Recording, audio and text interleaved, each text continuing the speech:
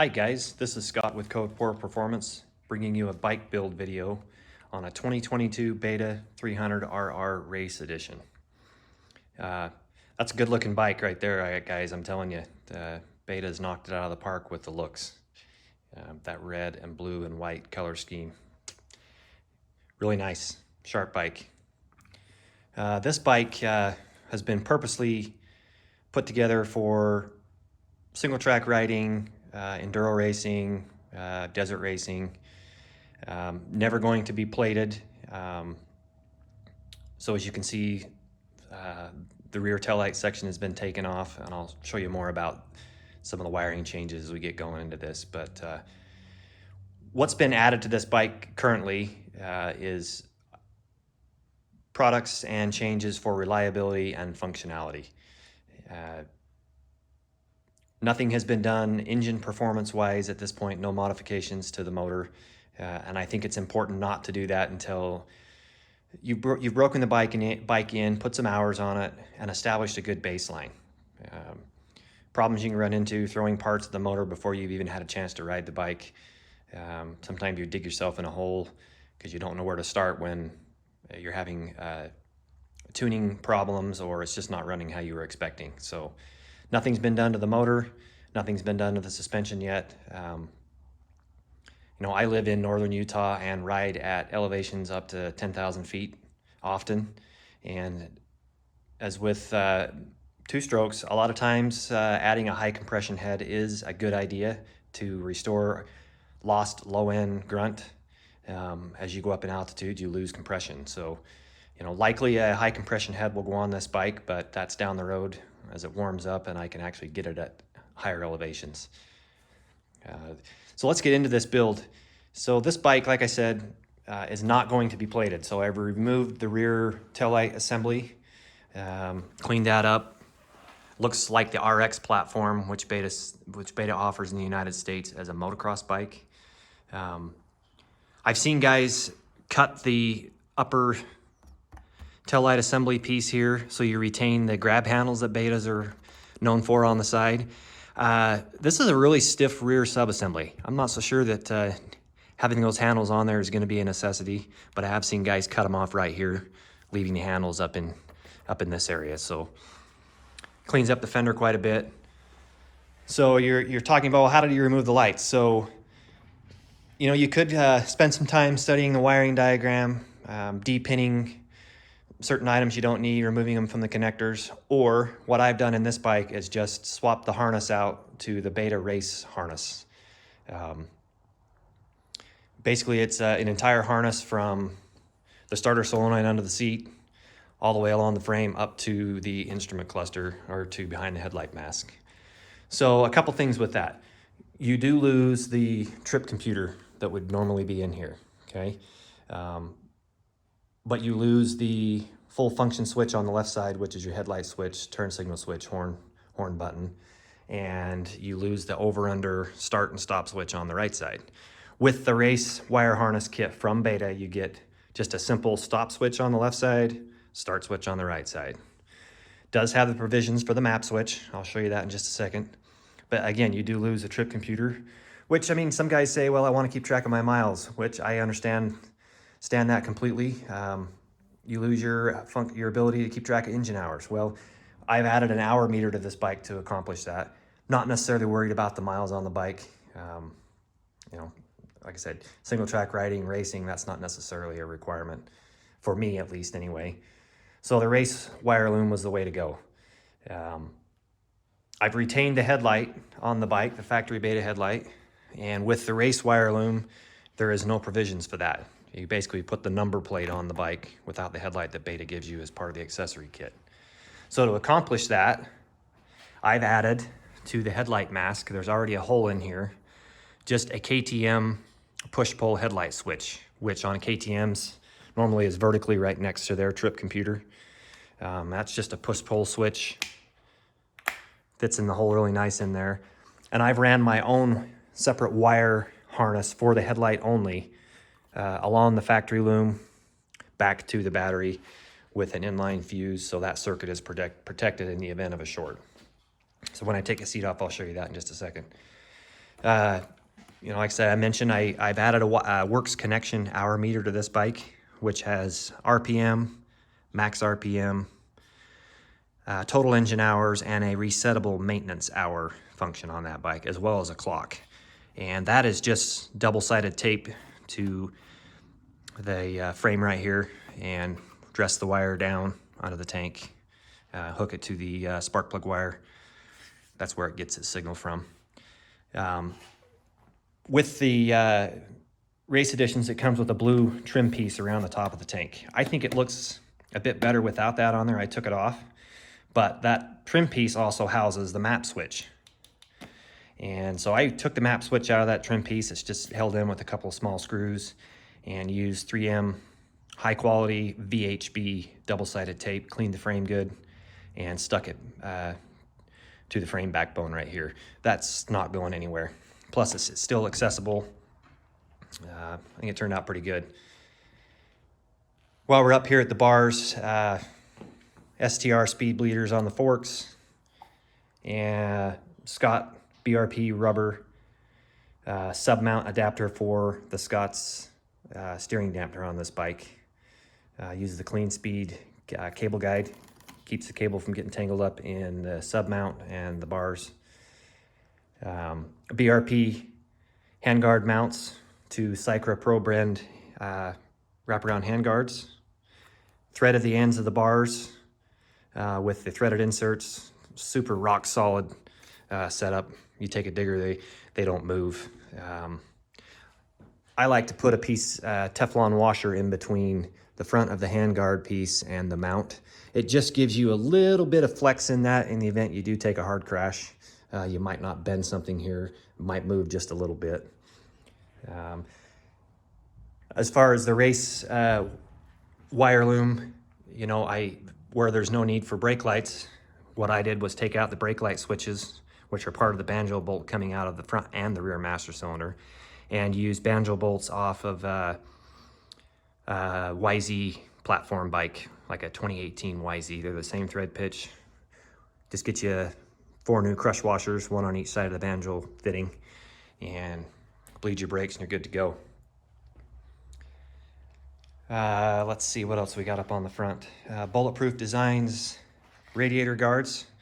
You have to get those right from Beta USA Accessory or a Beta USA Accessory dealer.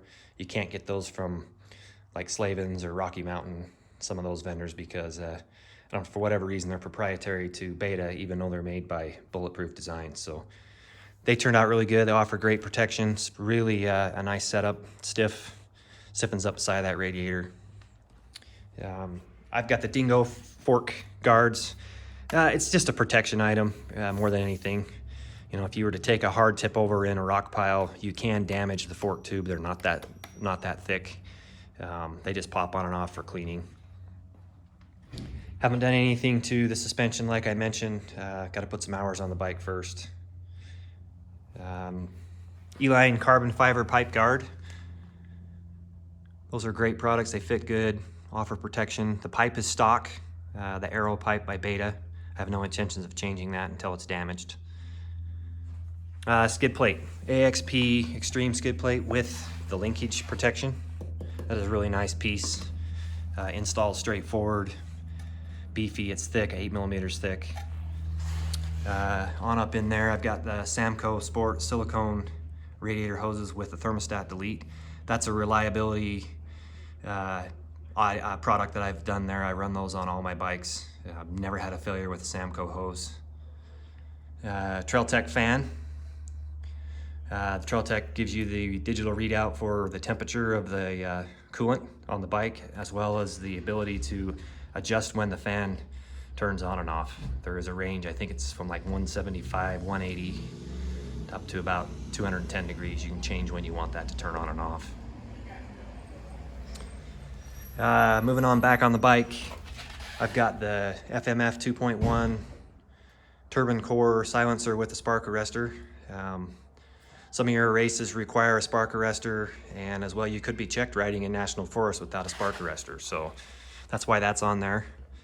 Now you're saying you can accomplish that with a end cap like from Enduro Engineering. Yes, you can. Has a screen in the end. One thing I will say about, I don't necessarily like about the FMF fit is, and I guess it's more or less beta, but there's no protection over the front part of the pipe here. I think you're gonna might burn your pant or your leg on here, we'll have to see. The original silencer from beta has a, you know, heat shield that goes on here, and it would probably fit on here with some modification, but I didn't want to cut that up at this point. We'll just have to see how that goes. I might end up going back with a stock silencer, just to have that heat shield option. Got the Polysport swing arm guards. Those are there just to, mostly for when you get rid of the bike, sell the bike, whatever, you take those off, you've got nice fresh looking swing arms. You know, they're black, the swing arm's black from beta. I think the trail trash and the rocks are gonna nick those up pretty quickly, so that's why those are on there. Moving back, I've got the beta rear brake disc guard. Very similar in install and design as the Bulletproof designs, which is the caliper is removed from the factory carrier, the beta carrier, which is in here, and relocated to the new assembly. Pretty straightforward. The red billet blocks, axle adjustment blocks, those are part of the beta race edition bling that they send with it, along with the red oil fill cap. While we're on this side, so brake on the rear. Super unhappy with the amount of slop in the Clevis pin assembly right from beta. I mean, it was terrible. And when I got this bike home, or when it was brought to me, the return spring, which you see is missing, and I'll show you why in just a minute, was actually not even attached to the clutch cover up here where it belonged. It was just dangling there. So Fast Company offers a replacement Clevis and pin assembly, as well as their rear brake return spring cup assembly. Two different pieces. You have to order them separately, and you don't have to use them together. You can use one or the other. But this really cleans up that slop in the pedal. I mean, it's tight now. You can adjust the pedal a lot easier, the height of the pedal to your liking using this setup. I'm impressed with that. Good idea. There's the Yamaha banjo bolt, which replaced the stoplight switch on the rear master cylinder. Seat concept seat. This is the complete standard height assembly. Super good seats. I've run those on several bikes. Let's go ahead and pop that seat off of here. You can see I was mentioning the headlight harness that I built. This fuse is for the Trailtech fan. This one is for the headlight. And so basically that headlight circuit is protected in the event of a short.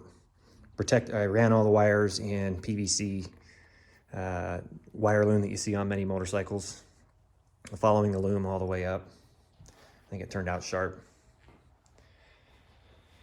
That's really about it, guys. Everything else you see on the bike is just part of the race edition options. So the red handguards don't necessarily quite match the same red as beta. I don't know. They're going to get scratched up anyway. I've got the Tugger front and rear grab straps. Tugger is a Utah company here in northern Utah. Small business. Support those guys. They build a great product. I run their straps on all my bikes. Man, yeah, I can't think of anything else. Oh, let's see, one other thing. So the race editions are a premix bike, where the RR editions are, you know, you have your oil injection tank here and you dump the oil in there and it injects it based on the position of the throttle slide. And they must just use the same carburetor on both bikes and grab it off the shelf and put it on the race edition and the RR. So Beta offers a kit to remove the throttle position sensor, then the little linkage arm that's inside there. It lightens up the throttle pull just a little bit by taking that out. But you could add oil injection to a race edition bike. Beta sells a kit. I have no intentions of doing that, so I took that piece out of the carburetor. There's a look at this side. So yeah, that's the bike. I think it's a really good looking bike. The red, white, and blue is growing on me. yeah. Subscribe, drop me any comments below if you have any. If you need help building a bike and you're close to northern Utah, send me an email. Be glad to help you out. I've been working on dirt bikes for several years, riding dirt bikes, doing a little bit of racing. I know my way around KTMs quite well. Betas.